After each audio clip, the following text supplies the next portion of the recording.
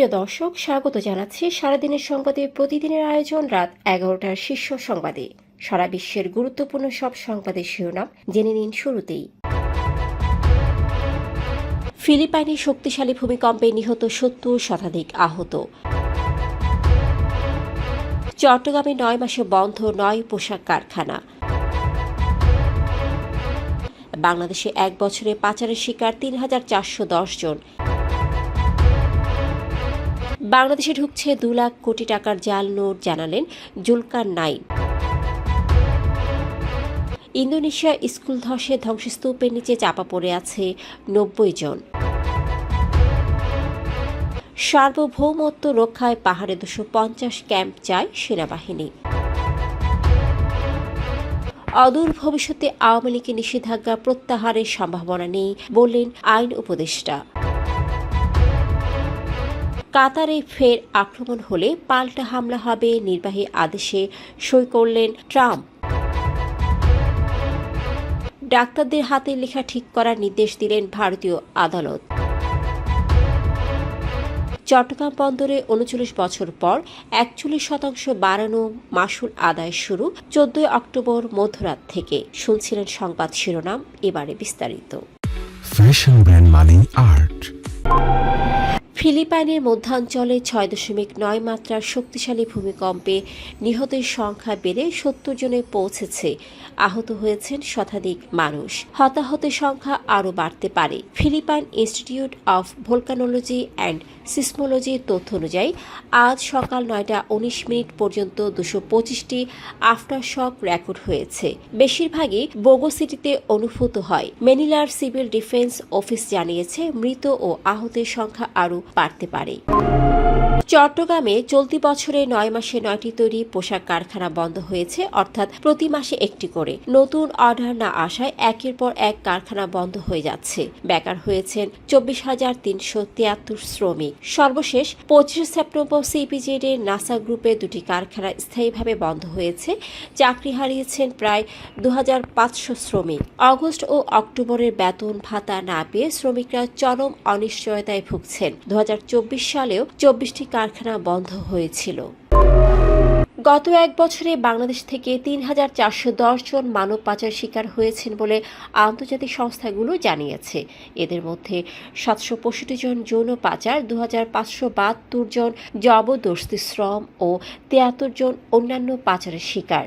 তবে সরকারিভাবে শনাক্ত সংখ্যা 1,462, যার মধ্যে 144 জন যৌন পাচার, 285 জন জবরদস্তি শ্রম ও 1,033 জন অন্যান্য পাচারের শিকার। আগের বছর এই সংখ্যা ছিল 1,210। যুক্তরাষ্ট্রের ট্রাফিকিং ইন পারসনস রিপোর্ট 2025-এ এসব তথ্য উঠে এসেছে, যা গত সোমবার প্রকাশিত হয়। এতে বাংলাদেশকে টিয়ার 2 স্তরে রাখা হয়েছে, যেখানে 2020 সাল থেকে রয়েছে। প্রতিবেদনে আরও বলা হয়েছে, বাংলাদেশে 30,000 কন্যা শিশু যৌন শোষণের শিকার হচ্ছে। হোটেল ও যৌনপল্লীগুলোতে চলছে এ শোষণ। সাংবাদিক জুলকারনাইন শায়ের দাবি করেছেন যে পার্শ্ববর্তী দেশের গোয়েন্দা সংস্থার সহায়তায় বিভিন্ন রুটে প্রায় 2 লাখ কোটি টাকার সমপরিমাণ উচ্চমানের জাল নোট বাংলাদেশে প্রবেশ করানো হচ্ছে।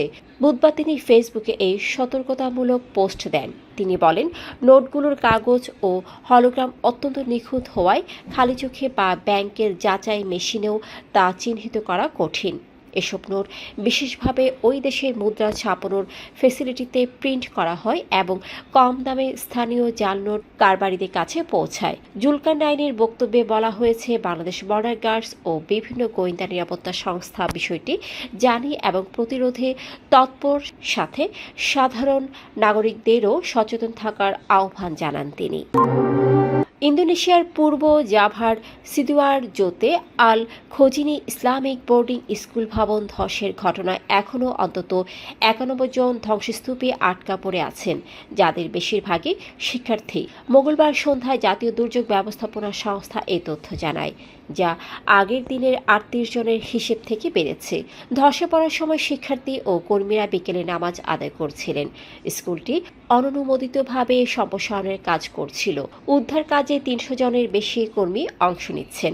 গর্ত ও খোলা জায়গা খননের মাধ্যমে ম্যানুয়ালি উদ্ধার চেষ্টা চলছে, তবে ভারী যন্ত্রপাতির ব্যবহার আরও ধস নামাতে পারে বলে সতর্ক করেছে বিএনপিবি। ভারতীয় মদতপুষ্ট সশস্ত্র সংগঠন ইউপিডিএফ পার্বত্য চট্টগ্রামে অস্থিতিশীলতা সৃষ্টিতে আবারও সক্রিয় হয়ে উঠেছে। সংগঠনটি ধর্ষণের নাটক সাজিয়ে সাম্প্রদায়িক দাঙ্গা উস্কে দেওয়া, অস্ত্র ও প্রশিক্ষণ নিয়ে হামলা, চাঁদাবাজি ও অপহরণে জড়িত। নিরাপত্তা বাহিনীর মতে শেখ হাসিনার পতনের পর ভারত পাহাড়ে অস্থিরতা বাড়িয়ে বাংলাদেশের সার্বভৌমত্ব হুমকিতে ফেলতে চাইছে। সেনাবাহিনীর ঊর্ধ্বতন কর্মকর্তারা জানিয়েছেন, অন্তত ২৫০ নতুন সেনা ক্যাম্প স্থাপন ছাড়া এ পরিস্থিতি মোকাবেলার বিকল্প নেই। এতে অস্ত্রপ্রবাহ রোধ, চাঁদাবাজি, অপহরণ বন্ধ এবং দ্রুত প্রতিক্রিয়া জানানো সম্ভব হবে। তাদের দাবি, শান্তি চুক্তির পর ক্যাম্প কমে যাওয়ায় সশস্ত্র গোষ্ঠীগুলো শক্তি বাড়িয়ে এখন প্রকাশ্যে অপকর্ম চালাচ্ছে। আইন উপদেষ্টা আসিফ নজরুল জানিয়েছেন, আওয়ামী লীগের কার্যক্রমের উপর নিষেধাজ্ঞা প্রত্যাহারের কোনো সম্ভাবনা নেই। বুধবার বরিশালে শ্রী শ্রী শঙ্কর মঠ পরিদর্শনের পর তিনি বলেন, নির্বাচনের আগে কিংবা অদূর ভবিষ্যতেও এই নিষেধাজ্ঞা উঠবে না। তিনি উল্লেখ করেন, সারা দেশে দুর্গাপূজা আনন্দের সঙ্গে উদযাপিত হচ্ছে এবং সকল ধর্ম পালনের সমান অধিকার রয়েছে। বিদেশি গণমাধ্যমে দেওয়া সাক্ষাৎকারে আসিফ জানান, ফেব্রুয়ারির প্রথমার্ধে নির্বাচন হবে এবং নির্বাচনের পর তারা দ্রুত পদত্যাগ করতে চায়। এছাড়া আইন মন্ত্রণালয়ে ইতিমধ্যে ৯ থেকে ১০টি সংস্কার সম্পন্ন হয়েছে। মার্কিন প্রেসিডেন্ট ডোনাল্ড ট্রাম্প গত মাসে দোহায় ইসরায়েলের বোমা হামলার পর কাতারের উপর নতুন কোনো আক্রমণকে যুক্তরাষ্ট্রের জাতীয় নিরাপত্তার জন্য হুমকি হিসেবে ঘোষণা করে প্রতিশোধমূলক পাল্টা সামরিক পদক্ষেপ নেওয়ার একটি নির্বাহী আদেশে সই করেছেন। আদেশে বলা হয়েছে, কাতারের ভূখণ্ড, সার্বভৌমত্ব বা গুরুত্বপূর্ণ অবকাঠামোর উপর সশস্ত্র আক্রমণ যুক্তরাষ্ট্রের শান্তি ও নিরাপত্তার জন্য হুমকি। এর বিরুদ্ধে যুক্তরাষ্ট্র ও কাতার কূটনৈতিক, অর্থনৈতিক ও সামরিক সব উপযুক্ত ব্যবস্থা নেবে।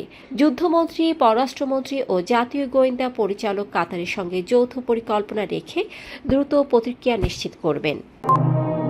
ভারতের পাঞ্জাব ও হরিয়ানা হাইকোর্ট সম্প্রতি স্পষ্ট নির্দেশ দিয়েছেন, পরাজয় এমন প্রেসক্রিপশন পাওয়া রোগীর মৌলিক অধিকার, কারণ এটি জীবন মৃত্যুর প্রশ্ন নির্ধারণ করতে পারে।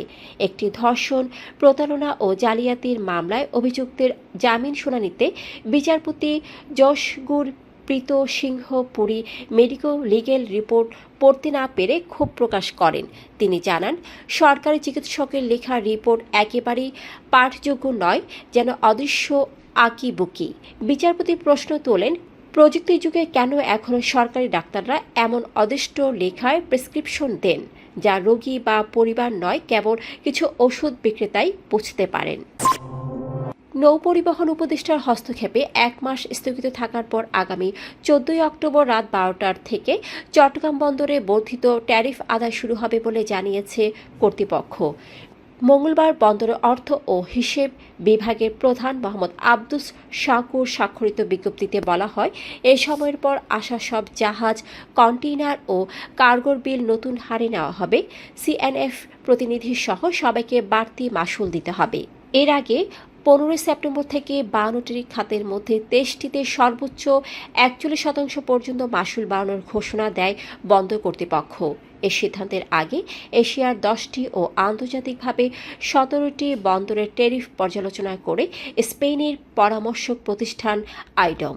দর্শক, এতক্ষণ আমাদের সাথে থাকার জন্য ধন্যবাদ। প্রতি মুহূর্তে দেশ বিদেশের গুরুত্বপূর্ণ সব সংবাদ জানতে ভিজিট করুন www.সারাদিনেরসংবাদ.com ও চোখ রাখুন সারাদিনের সংবাদের অফিসিয়াল ফেসবুক পেজে। Fashion brand Mani Art. Men's, ladies and kids wear.